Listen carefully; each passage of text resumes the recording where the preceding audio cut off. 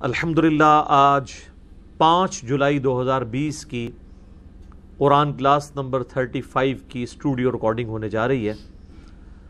آج انشاءاللہ تعالی ہم سورۃ البقرہ کی آیت نمبر 235 سے آنورڈ سٹارٹ کریں گے۔ پچھلی دفعہ ہم نے 234 نمبر آیت کے اوپر اپنی گفتگو کو کنکلوڈ کیا تھا۔ یہ آلموسٹ مسلسل 3 کتابیں، 3 ہمارے جو لیکچرز ہیں مسلسل، یہ طلاق سے ریلیٹڈ جو شریعت کے احکامات ہیں اس سے ریلیٹڈ ڈیٹیل ڈسکشن کے اوپر یہ لیکچرز مشتمل ہیں۔ آج والا بھی انشاءاللہ اسی کے ضمن میں آئے گا۔ پچھلی دفعہ بھی طلاق کے حوالے سے میں نے ڈیٹیل ڈسکشن کی تو بعض لوگوں نے اس میں کامنٹس میں لکھا کہ جی جو احادیث میں طلاق کے طریقے کے متعلق چیزیں آئی ہیں یا اجماع امت سے اہل سنت کے ہاں ٹرانسفر ہوئی ہیں، تو بعض لوگوں کی یہ ریزرویشن ہے کہ ہم ان چیزوں کو اس لیے ایکسیپٹ نہیں کرتے کہ وہ قرآن کے طلاق کے طریقے کے مخالف ہیں۔ تو جب قرآن میں جو طلاق کا طریقہ بیان ہوا ہے اس طریقے سے ہٹ کے جو بھی طلاق دے گا اس کی طلاق اسٹیبلش ہی نہیں ہوگی، یہ ان کا موقف ہے۔ لیکن بات وہی ہے کہ کتاب و سنت کو ہم صحابہ کرام علیہم رضوان کے اقوال کی روشنی میں سمجھتے ہیں، کیونکہ وہ سب سے پہلے اسٹوڈنٹ ہیں نبی صلی اللہ علیہ وآلہ وسلم کے۔ جہاں تک بزرگ پرستی کا یا آبا پرستی کا یا سلف پرستی کا تعلق ہے تو ان ساری چیزوں کے تو میں بھی خلاف ہوں۔ لیکن اگر کوئی شخص یہ کہے گا کہ ہم صحابہ کرام یا اہل بیت کے فہم کو چھوڑ کر ڈائریکٹ قرآن کو اپنے فہم کے مطابق سمجھیں گے تو ظاہر ہے کہ اس کا یہ ہم فہم ایکسیپٹ نہیں کریں گے۔ اس کی وجہ یہ ہے کہ قرآن حکیم کے اولین مخاطبین جو ہیں وہ صحابہ کرام تھے۔ ہاں انڈیویجول کسی صحابی کی رائے سے آپ کو اختلاف ہو سکتا ہے، لیکن جب صحابہ کا اجماع ہو کسی مسئلے کے اوپر یا اکثریت صحابہ کرام کی ایک طرف ہو، پھر اب آپ کو کوئی حق نہیں پہنچتا کہ آپ اس طرح کے معاملات کو آگے لے کے چلیں ان کی مخالفت کے اوپر۔ دوسری بات یہ کہ یہ قرآن حکیم کے خلاف کی جو بات کی جاتی ہے مختلف ٹاپکس کے اوپر، یہ بھی بہت بڑا دھوکہ ہے۔ قرآن حکیم کے خلاف اس وقت کوئی چیز ہوگی اجماع کی یا سنت کی یا صحیح الاسناد احادیث کی جب وہ سٹیٹمنٹ 180 ڈگری ہوگی۔ اگر قرآن کسی معاملے میں خاموش ہے اور آپ اپنے فہم سے اس کو اس طریقے سے ڈیڈکٹ کر رہے ہیں تو آپ یہ نہیں کہیں گے کہ قرآن کے خلاف ہے۔ قرآن کے خلاف تب ہوگا جب احادیث یہ کہتی ہوں کہ اکٹھی 3 طلاقیں دی جائیں سوائے ایک لیان کے مسئلے کے۔ وہ تو مسئلہ ہی قرآن میں بھی بالکل ڈیفرنٹ طریقے سے ہے۔ کسی حدیث میں نہیں آیا کہ اکٹھی 3 طلاقیں دو۔ اگر اس طرح آتا پھر ہم کہتے ہیں یہ قرآن کے خلاف ہے۔ احادیث میں تو یہ آیا ہے کہ 3 طلاقیں جب دی گئی ہیں تو اسے اسٹیبلش کیا گیا ہے گناہ کے ہوتے ہوئے۔ یہ کہیں احادیث میں نہیں آیا کہ جی اکٹھی 3 طلاقیں دی جائیں۔ اس کے الٹ ملتا ہے، سنن نسائی کے اندر حدیث ہے ایک شخص نے اپنی بیوی کو ایک مجلس میں 3 طلاقیں دیں تو نبی صلی اللہ علیہ وآلہ وسلم اتنے جلال میں ہے، آپ نے فرمایا کہ میں زندہ ہوں اور اللہ کی حدوں کو توڑا جا رہا ہے۔ ایک صحابی کھڑے ان کا یا رسول اللہ اجازت دیں اس کی گردن میں کاٹ دوں، لیکن آپ علیہ السلام نے اس کی اجازت نہیں دی۔ یہ حدیث اس بات کا ثبوت ہے کہ نبی علیہ السلام نے اس کو ناپسند فرمایا ہے اکٹھی 3 طلاقیں دینے کو، اور کہا جا رہا ہے کہ اللہ کی حدود توڑی جا رہی ہیں۔ اگر اکٹھی 3 طلاقیں دینے سے طلاقیں اسٹیبلش نہ ہو رہی ہوتی تو نبی علیہ السلام کو یہ کہنے کی ضرورت نہیں تھی کہ اللہ کی حدود توڑی جا رہی ہیں۔ آپ یہ فرما دیتے یہ ایک محمل جملہ، یہ اسٹیبلش ہی نہیں ہوا، کوئی حد ٹوٹی نہیں ہے۔ حد ٹوٹنے کا مطلب یہ ہے کہ ایک چیز غلط طریقے سے ہو گئی اور اسٹیبلش ہو گئی ہے۔ پھر مسلم شریف میں حدیث ہے کہ نبی علیہ السلام نے حالت حیض میں طلاق دینے سے منع فرمایا، اور ڈیٹیل ملتی ہے کہ عبداللہ بن عمر نے حالت حیض میں اپنی بیوی کو طلاق دی تو نبی علیہ السلام نے ان کو کہا کہ رجوع کرو۔ تو وہ پھر آگے وہ تابعی پوچھتا ہے کہ وہ ایک طلاق جو حیض کی حالت میں دینا حرام ہے، وہ جو دی تھی وہ اسٹیبلش ہو گئی تھی۔ انہوں نے کہا اس کو اسٹیبلش کیے بغیر تو چارہ نہیں تھا، اگرچہ ہوئی حرام طریقے سے، لیکن اس ایک طلاق کو جو ایک اختیار تھا مرد کا وہ اس نے یوز کر لیا، وہ اسٹیبلش ہو گئی۔ اسی طریقے سے عوام میں یہ بھی مشہور ہے کہ جی جو پریگننٹ عورت ہے حاملہ اس کو طلاق نہیں ہوتی، یہ بھی بالکل جھوٹ ہے، کسی آیت کسی حدیث میں نہیں ہے، یہ آپ کی فلموں میں فلما دیتے ہیں. تو فلموں میں تو کئی ایک چیزیں ہیں جو عقیدے بن جاتے ہیں لوگوں کے. چاہے عورت پریگننٹ ہے یا نہیں ہے، طلاق اس کو دیں گے وہ طلاق اسٹیبلش ہو جائے گی. تو یہ ان باتوں کو یہ کہنا کہ قرآن کے خلاف ہے، قرآن کے خلاف تب ہوں گی جب آپ 180 ڈگری قرآن سے دکھائیں گے. قرآن میں کس جگہ پہ لکھا ہے کہ کوئی اگر اکٹھی 3 طلاقیں دے تو طلاقیں نہیں ہوں گی؟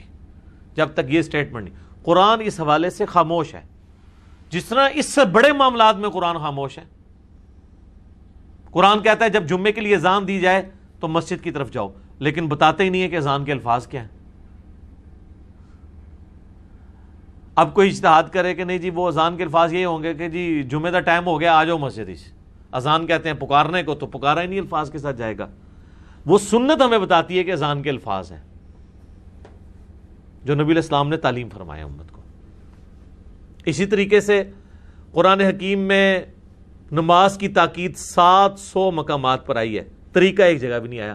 آپ سے مشورہ کر کے قرآن نازل ہوتا تو ایک جگہ تاکید آتی، باقی 700 کی جگہ جو ہے وہ 15-20 آیات اس طرح کی ڈیٹیل نازل ہوتی جس میں نماز کا طریقہ آ جاتا تو اختلاف ہی ختم ہو جاتا. تو یہ یاد رکھیں کہ دین کے ماخذ بنیادی طور پر 2 ہیں، قرآن اور سنت. جو کہتا ہے نا کہ دین کا ماخذ صرف قرآن ہے سنت نہیں ہے وہ کافر ہے. جی گمراہ نہیں، کافر. اسے کفر اسلام کے اوپر بات ہوگی. اور جو یہ کہتا ہے کہ جو حدیث قرآن کے خلاف ہوگی، قرآن سے ٹکرائے گی، ہم اسے ایکسیپٹ نہیں کریں گے، وہ ہمارا بھائی ہے، اسے گلے سے لگائیں گے، لیکن اسے یہ سمجھائیں گے گلے سے لگانے کے بعد نا اس کو بھینچیں گے زور سے اور اسے کہیں گے کہ بھائی قرآن کے خلاف تب ہوگی جب 180 ڈگری سٹیٹمنٹ آئے. اس کی مثال میں نے کئی دفعہ بیان کی ہے. یہ میری ایک ڈیٹیل جو مجلس نمبر 96 ریکارڈ ہوئی تھی جاوید احمد غامدی صاحب حفظہ اللہ تعالیٰ کے نظریات کے اوپر، 200K پلس لوگ دیکھ چکے ہیں اسے. اس کے بنیادی 40 منٹ جو شروع کیے میں نے اسی پہ تو بریف کیے تھے کہ ہم سے مقدمے پہ اصول پہ بات کریں. صحیح بخاری میں حدیث ہے کہ ایک شخص حضرت عائشہ کے پاس آتا ہے اور کہتا ہے کہ یہ قرآن میں جو سورۃ البقرہ کی آیت ہے کہ صفا اور مروہ اللہ کی نشانیوں میں سے ہیں، کوئی حرج نہیں کہ تم ان کا طواف کرو. تو انہوں نے کہا کہ اس سے یہ رزلٹ نکلتا ہے کہ صفا مروہ کی سعی کرنا یہ فرض اور واجب نہیں ہے، کوئی کر لے تو ٹھیک، نہ کرے تو کوئی مسئلہ نہیں. اب ظاہری الفاظ میں اس طرح مانا بھی جاتا ہے، ایمانداری کی بات ہے. لیکن سیدہ عائشہ سلام اللہ علیہا نے فرمایا کہ یہ اس صورت میں ہونا تھا جب اللہ تبارک و تعالیٰ یہ کہتا کہ کوئی حرج نہیں ہے کہ صفا اور مروہ کی سعی نہ کرو. یہ تو ہے کہ صفا مروہ کی سعی کر لو تو کوئی حرج نہیں، یہ تو نہیں آیا کہ نہ کرو کہ کوئی حرج نہیں. تب ہونا تھا کہ وہ ضروری نہیں ہے. پھر انہوں نے بتایا کہ یہ الفاظ اس لیے یوز ہوئے کہ مشرکین عرب میں سے جو انصاری مسلمان ہوئے تھے وہ صفا مروہ کی سعی کو برا جانتے تھے. وہ یہ سمجھتے تھے کہ یہ بھی مشرکین عرب کی رسم ہے جو چل رہی ہے، کیونکہ صفا اور مروہ پہ انہوں نے 2 بت رکھے ہوئے تھے. تو اللہ تعالیٰ نے فرمایا کہ اگرچہ مشرکین عرب کی ہی یہ رسم چل رہی ہے، لیکن یہ رسم انہوں نے ان بتوں کی وجہ سے سٹارٹ نہیں کی ہے، بلکہ یہ مستعار لی ہے حضرت ابراہیم علیہ السلام کی جو بیوی تھی ہاجر. یہ ہاجرہ لفظ غلط ہے، ہاجر لفظ ہے، ہاجر. انہوں نے صحیح کی تھی صفا اور مروہ کے درمیان، لہٰذا یہ سنت ابراہیمی چلتی آ رہی ہے. تو کوئی حرج نہیں تم کرو، یہ اپنے دل میں میل نہ لاؤ کہ یہ مشرکین عرب کی رسم ہے. اب اس کانٹیکسٹ میں اس آیت کو دیکھیں تو بالکل سیدہ عائشہ کی بات فٹ ان بیٹھتی ہے. اب یہ کہنا کہ جی کوئی حرج نہیں ہے، تو یہ جو احادیث میں صفا اور مروہ کی سعی کو واجب قرار دیا گیا ہے حج اور عمرے کے لیے، یہ حدیثیں ہی فراڈ ہیں. اور جو سنت سے سنی اور شیعہ کا اجماع چلتا آ رہا ہے اس مسئلے پہ، یہ سارا اجماع ہی فراڈ ہے. تو اپنی عقل کا علاج کروائیں. یہ قرآن کی رٹ ہم سے، باقی تو سب لوگ صرف قرآن کی رٹ ہی لگاتے ہیں. قرآن کی توحید کس نے آگے پبلک کو بالکل واضح کر کے بتائی ہے اور پوری دنیا کو اپنا دشمن کر لیا ہے؟ صرف اس پلیٹ فارم نے. ہمیں لوگ دھونس لگائیں گے قرآن کی کہ ہم قرآن کی تعلیمات کے خلاف لوگوں کو تعلیمات دے رہے ہیں. وہ لوگ جو اپنے محلے میں کھڑے ہو کے نا چوک میں توحید کی بات نہیں کر سکتے، ہاں نیٹ پہ چھپ چھپا کے صرف کمنٹس کر سکتے ہیں، یہ پوسٹیں شیئر کروا سکتے ہیں، وہ بھی اگر سائبر کرائم والے پہنچ جائیں تو وہ اس سے بھی لانے برات کر دیں گے۔ یہ تو توحید کی دلیری ہے۔ کون سا عالم دین ہے اس وقت جو قرآن کی توحید کو پبلک تک پہنچا رہا ہو؟ جرت ہی نہیں ہوتی۔ بس وہی توحید بیان کرتے ہیں، نہیں چاند اللہ نے بنایا، سورج اللہ نے بنایا، وہ سارے ہوتے غیر مسلم ہی مان رہے ہیں چاند اللہ نے بنایا، سورج اللہ نے بنایا۔ اس توحید نال کوئی فرق نہیں پیندا۔ توحید وہ بیان کرنی ہے جو نوح علیہ السلام نے بیان کی ہے، اور 950 سال میں 80 بندے بھی پورے نہیں کر سکے۔ سینچری تو مارنی دور کی بات ہے، 80 بھی پورے نہیں ہوئے۔ تو وہ توحید آپ سے کوئی نہیں سنے گا۔ تو اللہ کا شکر ہے یہ پلیٹ فارم قرآن کی دعوت کو لے کے چل رہا ہے۔ قرآن سے 180 ڈگری جب تک سٹیٹمنٹ نہیں ٹکرائے گی، قرآن خاموش ہے کہ کٹھی 3 طلاقیں دی جائیں تو اس کا کیا ہوگا۔ وہ صحابہ اکرام کے میں نے الموطا امام مالک سے بتایا اقوال موجود ہیں، پوری ڈیٹیل کے ساتھ یہ چیزیں موجود ہیں۔ اور دوسری بات یہ، ہمارے معاشرے میں جو چیز عام ہو گئی ہے نا کہ 3 طلاقیں ضروری دینی ہے، بیوی کون ہی ہے، یہ بھی غلط ہے۔ طلاق تو ایک ہی دینی چاہیے۔ 3 طہر کے بعد 90 دن کے بعد وہ طلاق بائن بن کے بیوی ویسے ہی فارغ ہو جائے گی، نکاح ٹوٹ جائے گا۔ اب اس عورت کی مرضی، چاہے آپ سے دوبارہ نکاح کرے کیونکہ ایک طلاق ہوئی بھی ہے نا، چاہے کسی اور مرد سے کرے۔ البتہ 90 دن کے اندر وہ والا مرد جو ہے زیادہ حقدار ہے رجوع کرنے کے، کیونکہ وہ طلاق رجی ہوگی، اس میں نکاح نہیں ٹوٹتا، صرف طلاق ہوتی ہے۔ لیکن 90 دن کے بعد طلاق بائن ہونے سے نکاح بھی ٹوٹ جاتا ہے، اب نیا نکاح اور نیا حق مہر ہوگا۔ تو طلاق ہونی ایک چاہیے۔ یہ جو کہتے ہیں نا جی سنت طریقہ یہ ہے کہ ایک طلاق دیں، پھر 90 دن کے بعد دوسری طلاق دیں، پھر 90 دن کے بعد تیسری طلاق دیں، جو غامدی صاحب اور ذاکر نائک کی طرف منسوب کی جاتی ہے، تو ہم ان سے پوچھتے ہیں کہ یہ طریقہ قرآن میں کہاں لکھا ہوا ہے کہ 90 دن بعد ضروری طلاقیں دینی ہے تم نے؟ یہ بھی تو آپ نے خود ہی گھڑا ہے نا، اور آپ دعویٰ کر رہے ہیں کہ یہ قرآن کا طریقہ ہے۔ قرآن کا طریقہ تو ہے کہ طلاق ایک دینی ہے آپ نے۔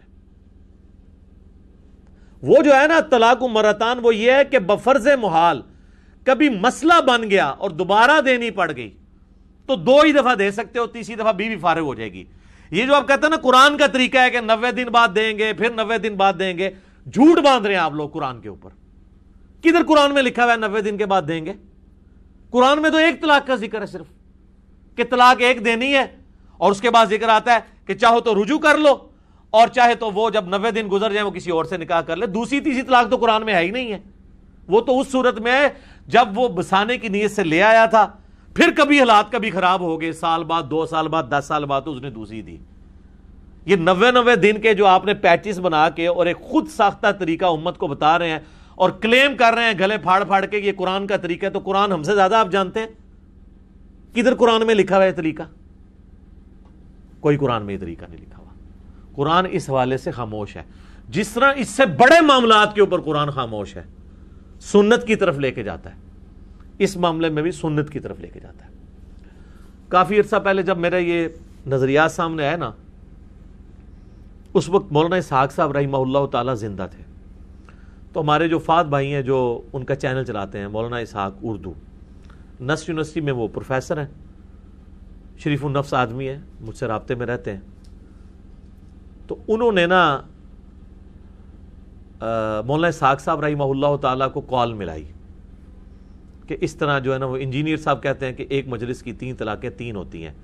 انجینئر صاحب یہ نہیں کہتے کہ ایک مجلس میں 3 طلاقیں دی جائیں، میں تو ایک طلاق کے بھی مخالف ہوں، آپ 3 کی بات کر رہے ہیں۔ ہم تو لوگوں کو چیخ چیخ کے مسلم شریف کی حدیث سنا رہے ہیں کہ شیطان کا تخت پانیوں پہ لگا ہوا ہے، وہ تو خوش ہوتا ہے جب کوئی طلاق ہوتی ہے، تو وہ اپنے اس چیلے کو جس نے طلاق کروائی ہوتی ہے اس کو جفی ڈال کے ملتا ہے۔ میں نے کو کہنا ہے کہ 3 طلاقیں ایک مجلس میں دیں، میں تو یہ بتا رہا ہوں کہ اگر کوئی دے بیٹھے تو اسٹیبلش ہو جائیں گی۔ لوگوں کو ایجوکیٹ کریں کہ 3 کیا، وہ 1 بھی نہ دیں، اور جب کبھی دینی پڑے تو 1 ہی دیں۔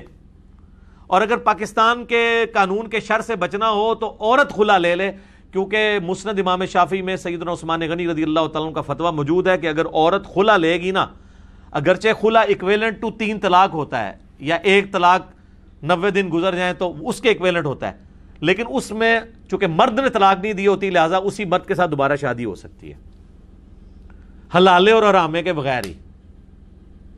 وہ میں نے پچھلی دفعہ بریف کر دیا تھا حلالہ کیا اور حرامہ کیا۔ حلالہ بھی وہ ایک چھری بنائی ہوئی ہے، وہ تو حلالہ نیچرل ہو جائے تو ہو جائے، یہ جو پری پلان حلالہ ہے اس کو تو سنن ابن ماجہ میں لعنت کی گئی ہے۔ تو مولانا اسحاق صاحب کو انہوں نے کال ملائی کہ اس طرح جی انجینئر صاحب یہ کہتے ہیں جی کٹھی تھی۔ میں نے کبھی یہ نہیں کہا کہ کٹھی 3 طلاقیں دیں، میں تو آپ سے ایک ورژن آگے ہوں۔ آپ تو کہتے ہیں نا 90 دن کر کے کہیں، میں تو کہتا ہوں 2 ہی کوئی نہ، اور اگر 2 تو قرآن کے تحت 1 ہی 2، 90 دن کے بعد وہ ویسے ہی آزاد ہے، چاہے آپ سے شادی کرے چاہے کسی سے، کم از کم آپشن تو کھلا رہے۔ تو آپ کے بزرگوں نے، آپ کے علماء نے، آپ کے بھی سو کالڈ قرآن کی دعوت دینے والوں نے آپ کو قرآن کے طلاق کا طریقہ بھی غلط بتایا ہے۔ قرآن کی طلاق کا طریقہ تو ہم آپ کو بتا رہے ہیں کہ یہ ہے، آپ کو کس نے کہہ دیا 90 دن کے بعد 2؟ وہ بھی غلط ہے۔ طلاق تو 1 ہی دینی ہے اگر ضرورت پڑے، 90 دن بعد وہ ویسے ہی عورت آزاد ہے۔ ویسے بھی اس نے جو اپنا خلا کا وہ اس کا جو عدت کا پیریڈ ہے وہ تو 90 دن گزارنا ہی ہے، چاہے کسی نے حرام کام کرتے ہوئے کٹھی 3 دی ہیں چاہے 1 دی ہیں، 90 دن تو اس نے گزارنے ہیں۔ اس سے پہلے تو وہ شادی کر بھی نہیں سکتی، لہٰذا 1 ہی دیں، 90 دن بعد وہ آزاد ہے۔ ہاں، جو عورت خلا لے گی تو وہ ابو داؤد ترمذی ابن ماجہ میں موجود ہے کہ اس کی جو عدت ہے نا وہ 1 مہینہ ہے، بشرطے کہ وہ پریگنٹ نہ ہو۔ پریگنٹ کی قرآن میں آیا کہ وضع حمل، اولاد پیدا ہونے کے بعد اس کی عدت ختم ہوگی، چاہے وہ 6 مہینے لگ جائیں، چاہے وہ 9 مہینے لگ جائیں، چاہے 1 دن لگے۔ اور اگر وہ متعلقہ ہے تب بھی اور بیوہ ہے تو تب بھی، سوگ بھی ختم ہو جائے گا 4 مہینے 10 دن والا۔ یہ اللہ نے پریگنٹ عورت کو نا ایک ایج دی ہے کہ کیونکہ اس کے گھر اب خوشی آئی ہے نا تو اب سوگ کی کوئی تک نہیں بنتا، کیونکہ اللہ نے اس سے بڑی خوشی اسے دے دی ہے، تو سوگ اس کا ختم۔ اب جو بیوہ نے کرنا تھا وہ بھی ختم۔ تو قرآن کی روح سے یہ باتیں کرنا غلط ہے۔ وہ مولانا اسحاق صاحب کو فات بھائی نے کال ملائی اور کہا جی وہ علی بھائی کہتے ہیں کٹھی 3 ہو جاتی ہیں، اور وہ کہتے ہیں یہ صحابہ کا اجماع ہے، اور وہ کہتے ہیں یہ جو حدیث ہے مسلم شریف کی کہ نبی علیہ السلام کے زمانے میں 3 ایک تصور کی جاتی تھی، پھر حضرت ابوبکر کے زمانے میں، پھر حضرت عمر کے بھی ابتدائی چند سالوں میں، پھر حضرت عمر نے اس کو اسٹیبلش کیا کہ 3 کٹھی دی جائیں گی تو 3 ہی میں شمار کروں گا، مسلم شریف کی حدیث۔ تو پہلی بات یہ ہے کہ یہ تو حدیث آپ لوگوں کے بھی خلاف جاتی ہے۔ آپ لوگ کہتے ہیں کہ قرآن کے خلاف ہم نہیں باتیں مانیں گے، تو سیدنا عمر نے کیا قرآن کے خلاف یہ ڈیسیژن دیا تھا؟ یہ ہمیں پیش کرتے ہیں نا کہ حضرت عمر نے 3 طلاقیں اکٹھی کروائی ہیں، تو پیش کہاں سے کر رہے ہیں؟ مسلم شریف سے۔ تو پھر اگر اس حدیث کو آپ صحیح مانتے ہیں تو اس کا مطلب ہے کہ اس امت میں قرآن کے احکامات کو پہلے توڑنے والے تو آپ سیدنا عمر پہ تہمت لگا رہے ہیں کہ انہوں نے یہ کام جو توڑا ہے، تو یہ مجھے کیوں کہہ رہے ہیں کہ میں نے طریقہ بدل دیا اور میں لوگوں کو بتا رہا ہوں؟ آپ یہ حدیث ہمیں پیش کرتے ہیں نا، تو حدیث کو پھر آپ خود بھی ٹھیک مانیں نا، اور آپ کے حضرت عمر نے پہلی دفعہ قرآن کے طلاق کا طریقہ بدلا، قرآن میں طریقہ اور تھا، حضرت عمر نے اپنا بنا دیا۔ کڈی بڑی پھکی ہے، اتو ہی لبدی ہے۔ اس کو کہتے ہیں تھنک آؤٹ آف باکس۔ وہی بات جو آپ دلیل کے طور پہ پیش کر رہے ہوتے ہیں وہ آپ کو پتہ ہی نہیں ہے کہ آپ ہمارے اوپر وہ تھوڑی مارنا چاہ رہے ہیں اور آپ کے اوپر وہ توپ کا گولا بن کے گر رہی ہے۔ اور جیسا تو ہم پتہ ہے جڑے سمجھدار فوجی ہوتے ہیں نا، وہ گرنیڈ پھاڑ کے نا واپس اڑ دیتے ہیں۔ میرے اللہ کو گرنیڈ سٹے، میں وہ بھی واپس سٹاں گا، نال جڑا نا تبرکن تو اور بھی چونگے سٹاں گا واپس۔ یہ حدیث انہوں پیش کرتے ہو۔ اس کی میں نے پوری ایکسپلینیشن کی تھی کہ یہ حدیث جو ہے اس پہ امام نسائی نے باب باندھا ہے کہ اس عورت کے لیے جس کے ساتھ مرد نے صحبت نہ کی ہو۔ وہ تو ہم بھی مانتے ہیں کہ جس عورت کے ساتھ مرد نے صحبت نہ کی ہو وہ غیر مدخولہ اسے کہا جاتا ہے۔ اس کو ایک وقت میں جب آپ 3 طلاقیں دیں گے وہ ایک سے ہی فارغ ہو جائے گی، اس کو 3 کی ضرورت نہیں، پھر اس کے ساتھ نیا نکاح ہو سکتا ہے۔ لیکن شادی شدہ عورت جس کی رخصتی ہو چکی ہے، جس سے مرد نے صحبت کی ہے، اس کے ساتھ اگر یہ کام کریں گے تو پھر سر اب وہ اس کی طرف آپ رجوع نہیں کر سکتے اگر کٹھی 3 طلاقیں دے دی ہیں۔ تو مولانا اسحاق صاحب کہتے ہیں کہ ہاں یہ علی کی بات صحیح ہے۔ وہ فون کال انہوں نے میرے خلاف چڑھائی ہوئی ہے، اس فون کال کی ایک ایک بات مولانا اسحاق صاحب نے اگرچہ میرے خلاف کی ہے لیکن وہ خود ان کے موقف کے خلاف جاتی ہے۔ انہوں نے کہا یہ علی کی بات صحیح ہے کہ صحابہ کرام کا یہی موقف تھا کہ کٹھی 3 طلاقیں 3 ہوتی ہیں۔ تو سر پہلی بات تو ثابت ہوئی کہ انجینئر صاحب صحابہ کرام کے فام کے ساتھ کھڑے ہوئے ہیں، خود بقول مولانا اسحاق صاحب کے جو میرے خلاف کال ریکارڈڈ ہے 4 منٹ کی، وہ آپ سن لیں۔ دوسرا انہوں نے کہا علی کی یہ بات بھی صحیح ہے کہ عبداللہ ابن عباس جن کے اوپر یہ پورا اہل حدیث کا مسئلہ کھڑا ہے وہ خود بھی ایک وقت کی 3 طلاقوں کو 3 مانتے تھے۔ ان کے تو فتوے ہیں مصنف ابن ابی شیبہ میں، سنن الکبریٰ البیہقی میں، اور شیخ زبیر صاحب نے طلاق کے چیپٹر میں وہ جو ایک مجلس میں جو 3 طلاقیں اکٹھی ہو جاتی ہیں، وہ ایک بندہ آتا ہے عبداللہ ابن عباس کے پاس کہ میں نے 100 طلاقیں دی ہیں، تو انہوں نے کہا 3 طلاقوں کی وجہ سے تو تیری بیوی ہمیشہ کے لیے حرام ہوگی، 97 طلاقیں تو نے اللہ کے ساتھ مذاق کی ہیں۔ ابن عباس تو خود فتویٰ دیتے تھے کہ ایک مجلس کی 3 طلاقیں 3 ہوتی ہیں، لہٰذا ابن عباس کی حدیث مسلم شریف سے پیش کرنا کہ حضرت عمر پہلا شخص ہے جس نے اکٹھی 3 طلاقیں کروائی ہیں، وہ انہوں نے کروائی تھی غیر مدخولہ کے لیے۔ انہوں نے کہا کہ ہم اب اس کے لیے بھی اس کو اسٹیبلش کر دیں گے، اب لوگوں کا یہ عذر نہیں قبول کریں گے، یہ علیحدہ سے ایک ٹاپک ہے۔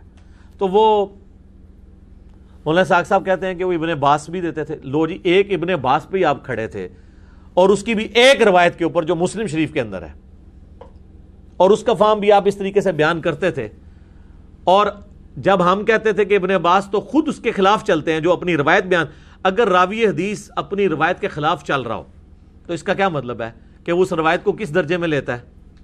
اس کا فہم وہی لیتا ہے جو ہم لیتے ہیں، کہ ان کو عبداللہ ابن عباس کو پتا تھا یہ غیر مدخولہ کے لیے جس کے ساتھ مرد نے صحبت نہ کی ہو۔ تو مولانا ساق صاحب کہتے ہیں وہ ابن عباس واقعی نا فتویٰ وہی دیتے تھے جو حضرت عمر کا ہے، وہ فتنے کے ڈر کی وجہ سے فتویٰ، یہ انہوں نے مولانا ساق نے تعویل کی۔ اس میں پھر میں نے ان کو علمی طور پہ جواب دوں گا ان کے شاگردوں کو کہ ابن عباس تو وہ بندہ ہے جو تو ڈرتا ہی نہیں تھا بڑے سے بڑے سخت حکمران سے بھی۔ خود مولانا اسحاق صاحب بتاتے ہیں کہ جی جو ہم بھی بیان کرتے ہیں کہ سنن نسائی میں حدیث ہے کہ وہی عبداللہ ابن عباس عرفات میں باہر نکلتے ہیں اور تلبیہ کی آواز نہیں سنتے، تو کہتے ہیں میں تلبیہ کی آواز نہیں سن رہا، تو بتایا جاتا ہے لوگ حضرت معاویہ کے ڈر کی وجہ سے تلبیہ کہنا چھوڑ گئے، چونکہ حضرت علی اونچی آواز میں تلبیہ کہتے تھے، انہوں نے سنت جاری کی تھی، حضرت معاویہ اس کے الٹ چل رہے تھے۔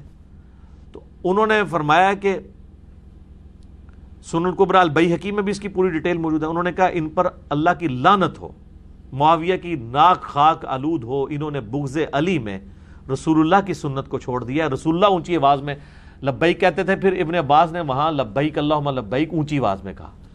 یار حضرت معاویہ کا جو دور ملوکیت تھا، جتنی سختیاں اس کے اندر تھیں، حضرت عمر میں تو پھر بھی سنت کی بات سن کے ٹالنس آ جاتی تھی۔ ابن عباس تو وہ دلیر بندہ ہے جو حضرت معاویہ کے اگینسٹ کھڑا ہو گیا۔ اس کے بارے میں کہنا کہ حضرت عمر کے دور میں وہ حضرت عمر کی عزت کرتے ہوئے خاموشی اختیار کر لیتے تھے، اور یہ وہی ابن عباس ہے جس کے بارے میں مسند احمد میں آتا ہے حج تمتع پہ جب حضرت عمر نے پابندی لگائی اور لوگ آ کے جو ہے وہ بات کرتے ہیں تو حضرت ابن عباس ہی کہتے ہیں قریب آسمان سے پتھر برس پڑے کہ میں تمہیں رسول اللہ کی حدیثیں سناتا ہوں اور تم کہتے ہو کہ عمر نے حج تمتع پابندی لگائی، رسول اللہ نے حج تمتع کیا ہے۔ یہ وہ ابن عباس ہیں، وہ تو لحاظ ہی نہیں کرتے تھے کس کا، لہٰذا ان کی بات کہنا کہ انہوں نے تقیتاً حضرت عمر کے دور میں 3 کو 3 کہا تھا، بعد میں تو کوئی ملتا ہی نہیں ہے، ان کے تو فتاوے جو موجود ہیں ان میں تو یہی ملتا ہے کہ وہ اسٹیبلش کرتے تھے۔ ہاں اہل تشیع کے ہاں یہ رائے پائی جاتی ہے، ہم کوئی مطلب تنگ نظر نہیں ہے کہ ہم کہیں کہ یہ رائے نہیں پائی جاتی۔ میرا دعویٰ ہے کہ اہل سنت کے ہاں یہ اتفاقی مسئلہ چلتا آ رہا ہے۔ اہل سنت میں یہ ابن تیمیہ سے پہلے کسی نے اس مسئلے کو اس طریقے سے جو ہے نا وہ کھڑا نہیں کیا، اور ابن تیمیہ کے بعد بھی اہل حدیث میں سارے لوگ اس کے قائل نہیں ہیں۔ شیخ زبیر علی صاحب نہیں قائل تھے، بلکہ وہ مجھے کہتے تھے کہ علی بھائی آج کے اہل حدیث کا ایک مسئلہ ایسا ہے جو میں کہتا ہوں اجماع صحابہ اور اجماع امت اور اہل سنت کے خلاف ہے، اجماع کے یہ لفظ بولا کرتے تھے، اور وہ طلاق کا مسئلہ ہے۔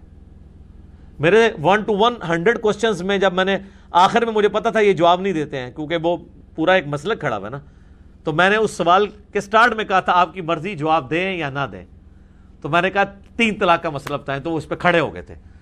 اگر وہ اہل حدیث والا مسئلہ بیان کرنا ہوتا انہوں نے تو کر دیتے، ہمیں پتا تھا وہ جواب نہیں دیں گے، لیکن ریٹن میں مشکات کی پہلی جلد میں طلاق والے چیپٹر میں آپ جا کے دیکھ لیں۔ تو جو لوگ یہ سمجھتے ہیں کہ ہم معاذ اللہ قرآن کے خلاف چل رہے ہیں، تو ایسا نہیں ہے۔ قرآن کے خلاف چلانے کے لیے آپ کو قرآن میں 180 ڈگری سٹیٹمنٹ دکھانی پڑے گی، ادروائز کوئی شخص اپنی مرضی سے اجتہاد کرتا ہے نہیں جی قرآن میں چونکہ یہ آیا ہے، اب چونکہ یہ آ گیا تو قرآن کے بالکل خلاف ہو گیا، ایسے نہیں ہوتا۔ یہ جو لوگ گمراہ ہوئے ہیں اوائل اسلام میں فرقے، قرآن پاک کی آیات کو مولڈ کر کے، جبریہ اور قدریہ، آپ کیا سمجھتے ہیں جبریہ اور قدریہ حدیثیں پیش کرتے تھے؟ قرآن کی آیات ہی لیتے تھے۔ جبریہ وہ جن آیات میں آتا ہے کہ تم کیا چاہو گے، جو چاہے گا وہ اللہ ہی چاہے گا، اللہ جسے چاہے ہدایت دے دے، جسے چاہے گمراہ کر دے۔ جبریہ کہتے تھے دیکھو یہ آیات واضح ہیں کہ انسان کوشش سے کچھ نہیں کر سکتا، جس کو اللہ نے دوزخ کے لیے پیدا کیا ہے وہ اللہ ہی اسے خود گمراہ کرے گا۔ قدریہ جو ہیں وہ دوسری طرف آتے تھے، وہ کہتے تھے قرآن میں آیت ہے وَالَّذِينَ جَاهَدُوا فِينَا لَنَهْدِيَنَّهُمْ سُبُلَنَا، جو لوگ ہماری راہ میں کوشش کریں گے ہم انہیں راہ دکھائیں گے۔ وہ کہتے تھے کہ دیکھیں یہ کوشش آپ کی اپنی ہے، اللہ نے کچھ نہیں کرنا، اللہ نے تو بعد میں جو کچھ کرنا ہے کرنا ہے۔ لیکن وہ پھر اتنا غلو اس میں کرتے تھے کہ وہ تقدیر کو بھی سائڈ پہ نکال دیتے تھے، جبکہ اہل سنت کا موقف درمیان میں ہے کہ نہ ٹوٹلی انسان کے اختیار میں اللہ نے چیز چھوڑی ہوئی ہے اور نہ ٹوٹلی جبر کیا ہے انسان کے اوپر۔ جبر کہتے ہیں یہ زبردستی کرنا، جبریہ اسی سے نکلے ہیں، وہ کہتے ہیں ہم پہ اللہ نے جبر کیا ہے، معاذ اللہ، ہمیں دوزخ یا جنت کے لیے زبردستی پیدا کر دی ہے اور اسکروٹنی کر دی ہے۔ اور قدریہ جو ہیں وہ تقدیر کے منکر ہو گئے، وہ دوسری طرف چلے گئے کہ نہیں بھی اللہ نے بنا کے دنیا چھوڑ دی ہے، وہ جس طرف دنیا کی مرضی ہوگی اس طرف لے کے چلیں گے۔ یہ دونوں ایکسٹریمز تھی، لہٰذا یہ میں نے دیکھیں آلموسٹ اس پہ آدھا گھنٹہ میں نے لگا دیا صرف اس لیے کہ پچھلی دفعہ بعض لوگوں کے کومنٹس آئے تھے۔ میں چاہ رہا ہوں کہ میں اس کو اپنی زندگی میں اس حوالے سے، ویسے تو میں نے کئی ایک ویڈیوز ریکارڈ کروا دی ہیں، تعصب کی اینک اتار کے دیکھیں۔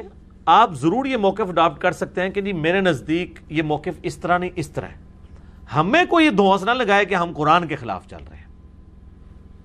قرآن کے حق میں آواز بلند کرنا اور اپنی لائف کو سٹیک پہ لگانا، کروڑوں لوگوں کی دشمنیاں مول لینا اس پلیٹ فارم سے ہو رہا ہے۔ لہٰذا یہاں کوئی یہ نہ سمجھے کہ ہم قرآن کے خلاف کوئی بات ایکسیپٹ کر لیں گے۔ طلاق کا تو مسئلہ ہی بہت چھوٹا ہے، مجھے کیا تھا، میں طلاق میں بھی مخالفت لے سکتا ہوں۔ آج جو لوگ شرک کے اوپر چل رہے ہیں، آپ ان کو کہیں گے طلاق کا مسئلہ زیادہ آپ کو چبھتا ہے یا چبھے گا اگر میں وہ والا موقف اڈاپٹ کروں، یا یہ جو انجینئر صاحب آپ کے بابوں کے ساتھ جو کچھ کرتے ہیں ان کی تعلیمات کے ساتھ یہ چبھتا ہے، تو وہ کہیں گے جی وہ سارے موقف ہی اڈاپٹ کر لیں ہمارے مخالفت کے، صرف ہمارے بابوں کو کہنا چھوڑ دیں تو ہم اس کے ساتھ کھڑے ہیں۔ مجھے کئی علماء ہیں، مفتیاں ہیں، فون کرتے ہیں جی انجینئر صاحب بہت بڑا کام کر رہے ہیں جی آپ، اہل بیت کا دفاع تو کسی نے آج تک ویسا کیا ہی نہیں جو آپ کر رہے ہیں، بس صرف بابوں پہ ہاتھ ہلا رکھیں۔ بھی بابوں پہ ہاتھ ہلا کیسے رکھ لیں؟ جب ہم اہل بیت کے دفاع کے لیے کھڑے ہیں تو ہم اللہ کے دفاع کے لیے نہ کھڑے ہوں، توحید کے دفاع کے لیے نہ کھڑے ہوں۔ اہل بیت سے ہماری عقیدت کیا اس وجہ سے کہ وہ اہل بیت کو اللہ نے مرتبہ دیا ہوا ہے، یا اس وجہ سے کہ ان کی نسبت اللہ اور اس کے رسول کے ساتھ ہے؟ ہمیں کسی کے ساتھ کیا ہمدردی ہو سکتی ہے؟ دیکھیں انسان کی محبت صرف خونی رشتے کے ساتھ ہوتی ہے جو نیچرل ہے، باقی ساری محبتیں آپ نے ارن کرنی ہے۔ نبی علیہ السلام کے ساتھ بھی ہماری جو محبت ہے وہ ہم نے ارن کی ہوئی ہے، بچپن سے ہمارے دماغ میں ڈالا گیا۔ ادروائز آج ایک نیو مسلم آتا ہے، اس کو نبی علیہ السلام کی محبت ارن کرنی پڑے گی۔ صحابہ کو اس لیے ارن کرنی نہیں پڑتی تھی کہ وہ حضور کی صحبت کر لیتے تھے، آپ کی شخصیت سے متاثر ہوتے تھے، آہستہ آہستہ آپ کے دل میں، ان کے دل میں حضور کے لیے محبت آ جاتی تھی۔ آج نبی علیہ السلام کی آپ کس طرح کسی کے دل میں محبت ڈالیں گے؟ تعلیمات کی روشنی میں آہستہ کرتے وہ ارن کرے گا۔ لیکن ماں باپ کی محبت، بیوی بچوں کی محبت آپ کو ارن نہیں کرنی پڑتی، بلکہ آپ کے اندر جبلی طور پہ اللہ نے رکھی ہوئی ہے۔ تو اہل بیت کی محبت ہمارے اندر جبلی نہیں ہے، ہم نے ارن کی ہے۔ صحابہ کی محبت ہم نے ارن کی ہے، رسول اللہ کی محبت ہم نے ارن کی ہے۔ تو جو محبتیں ہم نے ارن کی ہوئی ہیں وہ محبتیں ہم نے اللہ کی وجہ سے ارن کی ہیں۔ جبلت میں جو ہماری محبت ہے وہ ہماری گاڈ کے ساتھ ہے، جو کریٹر ہے ہمارا، وہ ہمارے اندر وہ محبت موجود ہے۔ آپ اسے عشق الہی کہہ دیں، اس کو محبت الہی کہہ دیں، جو بھی آپ اس کے لیے نام رکھتے ہیں، باقی سب نسبتیں تو اس کی وجہ سے۔ جامع ترمذی میں حدیث ہے، نبی صلی اللہ علیہ وآلہ وسلم نے فرمایا اللہ سے محبت کرو کہ اس نے تمہیں نعمتوں سے نوازا ہے، یعنی تمہارے پاس جو کچھ ہے، تمہارے بیوی بچے ماں باپ صحت آنکھیں دل گردے سرکمسٹانسز سب کچھ اللہ کے ہیں، یہ ڈیزرو کرتا ہے اس سے محبت کرو، اور مجھ سے محبت کرو کہ میں اللہ کا پیغمبر ہوں۔ رسول اللہ نے اپنی شخصیت کو بھی اللہ کے ساتھ جوڑا ہے۔ یہاں پہ وہ شیخ احمد سرندی جسے یہ لوگ مجدد الافسانی کہتے ہیں، وہ الٹ بات کرتا ہے، وہ کہتا ہے میں اللہ سے محبت اس لیے کرتا ہوں کہ وہ رسول اللہ کا رب ہے، کتنا گستاخانہ جملہ ہے یہ. رسول اللہ کے سامنے کہا جائے نا تو جس طرح وہ ماشاء اللہ وشئت والے کو حضور نے کہا تھا نا، ٹھیک ہے، کہ بئس الخطیب انت، وہ جو مسلم شریف میں حدیث آتی ہے وَمَن يَعْصِهِمَا، جو ان دونوں کی نافرمانی کرے. اور مسند احمد میں آتا ہے کہ وہ حضور نے فرمایا قل بل ما شاء اللہ وحدہ. تو یہ قرآن میں آیا جناب لقد من اللہ علی المؤمنین اذ بعث فیہم رسولا. یہ اللہ کا احسان ہے کہ مومنین میں رسول کو بھیجا. اللہ نے تو یہ کہا نہیں ہے کہ یہ رسول اللہ کا احسان ہے کہ اس نے تمہیں اللہ کا تعارف کروایا. یہ ہر چیز کو الٹتا ہے. اور یہ تو چلو پرانے تھے نا، رسول اللہ تک رہتے تھے، اب تو رسول اللہ صلی اللہ علیہ وسلم بھی بیچ میں سے نکل چکے ہیں. اب تو کہتے ہیں ہمارے بابے سب کچھ ہیں، انہوں نے ہی ہمیں اللہ رسول کا تعارف کرایا. کھیت ہے مٹی تو انہوں تعارف کرایا ہے، اپنی عبادت کروائی ہے، اپنے نامہ دے کلمے پڑھوائے نے. تو ان چیزوں کو سمجھے کہ ہم سب کچھ اللہ کے ریفرنس سے لے کے چلتے ہیں. اگر اللہ کو آپ نے نکال دیا تو سر آپ کے پلے اب کوئی شے نہیں ہے. کوئی رشتہ، چاہے روحانی رشتہ ہو، چاہے جسمانی رشتہ ہو، چاہے دودھ کا رشتہ ہو، چاہے نسب کا رشتہ، اس کی زیرو اہمیت ہے. ہم بھی اپنے ماں باپ کے ساتھ وہی سلوک کر رہے ہوتے جو آج گوروں نے ان کو اولڈ ایج ہاؤسز میں رکھا ہوا ہے اگر ہمیں شریعت کی پابندی نہ ہوتی. وہ کہتے ہیں دیکھیں جی ہمارے ماں باپ نے تو اپنی جوانی عیاشی سے گزاری ہے، تو ہمیں حق نہیں ہے کہ ہم اپنی جوانی عیاشی سے گزاریں کہ ان کو پالیں ادھر بیٹھ کے. لاجیکلی وہ بات بالکل درست ہے. بچپن میں ہی تھوڑا عرصہ پالا ہے نا، اس کے بعد جب جوانی ہوتی ہے تو وہ اپنی عیاشی کر رہے ہوتے ہیں اور اولاد ہو جاتی ہے. وہ کہتے ہیں اب ہماری عیاشی کرنے کا موقع ہے تو ہم ان کو 20-30 40 سال بابوں کو، ادھر تو بابے پھر بھی جلدی جان چھوڑ دیتے ہیں، ادھر تو آپ کو پتہ ہے 80-90 تک تو سارے ہی جاتے ہیں. وہ کہتے ہیں اب ہم 20 سال کے ہوئے تو 60 سال اب ان کو پالیں. انہوں نے تو ہمیں 20 سال نہیں پالا تو ان کو ہم 60 سال سنبھالیں. لاجیکلی تو بالکل ٹھیک کر رہے ہیں. ہاں اللہ کے ریفرنس سے دیکھا جائے تو اللہ نے قرآن حکیم میں کم از کم 4 مقامات پہ توحید کے بعد سب سے پہلا حق ماں باپ کا کہا ہے. تو یہ تو اللہ کا منہ ہمیں مارتا ہے. ادروائز تو کوئی شخص بھی کسی کے ساتھ جو ہے وہ خیر خواہی والا معاملہ نہ کرے. یہ سب کچھ لوگ جو ہے نا وہ 2 نمبری کر رہے ہوتے ہیں. یہ لو میرجز میں بھی آپ دے رہے ہوتے ہیں جی جان دے دوں گا جی یہ کر دوں گا وہ کروں گا، بعد میں آپ دیکھتے ہیں کتے کی طرح ایک دوسرے کو پڑھ رہے ہوتے ہیں، طلاقیں ہو جاتی ہیں، 80% سے زیادہ ناکام ہو جاتی ہیں. تو وہ محبت نہیں ہوتی ہے، وہ بیسیکلی شہوت ہوتی ہے جس کو انہوں نے ایک پاکیزہ محبت کا نام دیا ہوتا ہے. محبت تو شادی کے بعد ہوتی ہے، کیونکہ اللہ نے قرآن میں آپ دیکھ لیں کہیں بھی عورت سے مرد کے ساتھ جو تعلق ہے اس کو شادی کے بعد ہمیشہ ذکر کیا ہے کہ ہم نے تمہاری جنس سے تمہاری بیویاں بنائی تاکہ تم ان سے سکون حاصل کرو اور دل میں محبت ڈال دی ایک دوسرے کے. اللہ تو بعد ہی شادی کے بعد سٹارٹ کرتا ہے، پہلے والا تو کوئی فیر والا چکر ہی نہیں ہوتا جس کو پاکیزہ محبت کہتے ہیں. اور پاکیزہ محبت وہ کہتے ہیں کہ جی بس وہ جی ہم نے وہ ایکسٹریم رویہ کوئی قائم نہیں کیا، بس ہاتھ لگانے تک ہے یا کوئی ڈیٹ مارنے تک ہے، اس کو پاکیزہ محبت. لعنت ہے، پاکیزہ محبت کہاں سے ہوئی ہے؟ تو آپ دین کے مزاج کو سمجھیں. میں نے اتنا اس کو اس لیے کور کیا تاکہ ہم آج بس طلاق والا پورشن کور کریں گے اور پھر دوسرے پارے کا اینڈ جو ہے نا وہ طالوت اور جالوت کی جنگ کے اوپر ہے. وہ متقاضی ہے کہ ہم اسے الگ ایک لیکچر میں کور کریں انشاءاللہ نیکسٹ قرآن کلاس کے اندر. اور یہ طالوت اور جالوت غزوہ بدر ہے بنی اسرائیل کا. ادھر بھی 313 تھے، صحیح بخاری میں آتا ہے، اور نبی علیہ السلام کے ساتھ بھی 313 تھے.